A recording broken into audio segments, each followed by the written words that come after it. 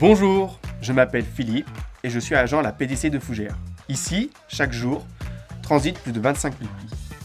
La fusion au sabot nous permet d'alléger le volume du courrier dans le casier, tout en ayant de super avantages au niveau de l'ergonomie.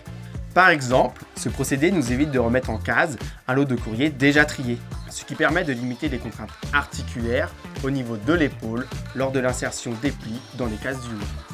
Pour réaliser une bonne fusion au sabot, il est important d'abord d'être correctement formé en amont, ensuite de bien vérifier avant chaque tri si le TCD est arrivé bien ordonné.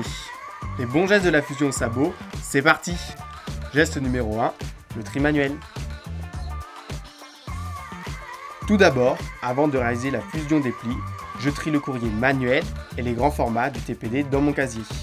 C'est une étape indispensable parce que la fusion consiste précisément à assembler dans le sabot le courrier manuel et le courrier grand format avec le courrier mécanisé issu du tri machine.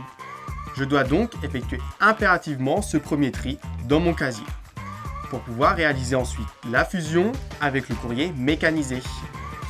Point 2, l'installation du sabot.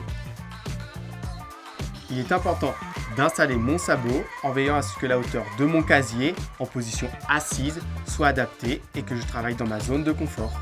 Je peux d'ailleurs m'aider d'un disque de réglage du CHM. Geste numéro 3, passons à la fusion. Pour commencer, je récupère ma caissette de TCD pour la positionner sur ma table de préparation. Et je prends une partie des plis de la caissette que je mets dans le sabot.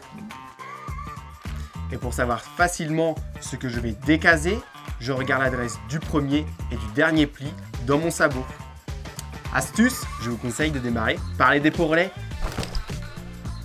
Point 4, je termine la fusion. Au fur et à mesure, je décase le flux déjà trié au casier et j'intègre les plis dans le sabot en respectant l'ordre de ma tournée, sans oublier de retirer l'air expédition. Et à la fin, il ne reste plus qu'à liasser mon courrier en toute simplicité. Allez, on récap. 1. On trie dans un premier temps le courrier manuel. 2. On installe le sabot de façon à travailler dans sa zone de confort. 3. On commence la fusion en sabot en commençant par les dépôts relais.